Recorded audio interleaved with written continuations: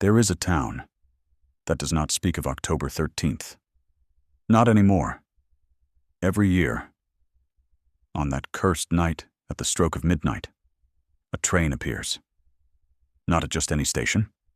At Hollow Creek, a station that has been abandoned for decades. A railway that was destroyed in 1962. So tell me, where does the train come from? A teenager named Daniel had heard the whispers, the warnings, the stories that the old men in town refused to finish. But Daniel was brave. Or perhaps he simply didn't know any better. It was 11:58 p.m. when the fog arrived. Not gradually, all at once, as if something called it there. The tracks disappeared beneath a sea of white mist, and then a shape emerged from the dark. No headlights, no horn, no sound of an engine. Only the slow, agonizing screech of rusted metal against forgotten rails. A train.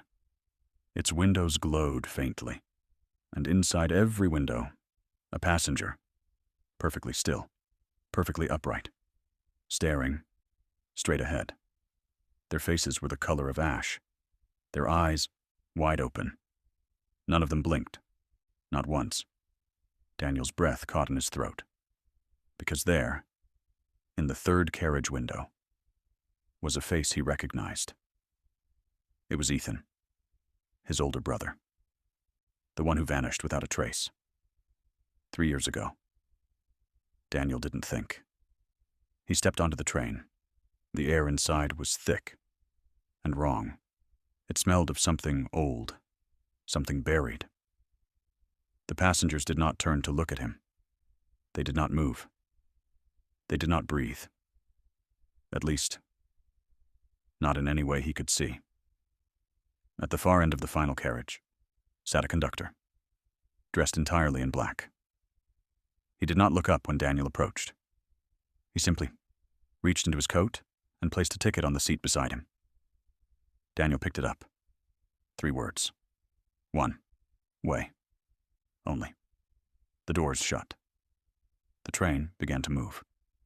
Daniel demanded answers. Shouted them. Where were they going? What was this place?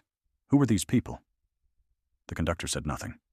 He only smiled, and slowly raised one finger and pointed toward the window. Daniel looked outside, and the world was gone. No tracks, no earth, no sky, only darkness. Infinite, consuming, alive. And moving through that darkness, surrounding the train on all sides, were figures, shadow-shaped, drifting, watching. Then, every passenger on the train turned their head. At the same moment, in the same direction, toward Daniel and Ethan, his brother, his missing brother, looked at him with eyes full of something that wasn't quite sadness and wasn't quite fear, and whispered, "You shouldn't have come." The next morning, police discovered a bicycle near the old Hollow Creek station.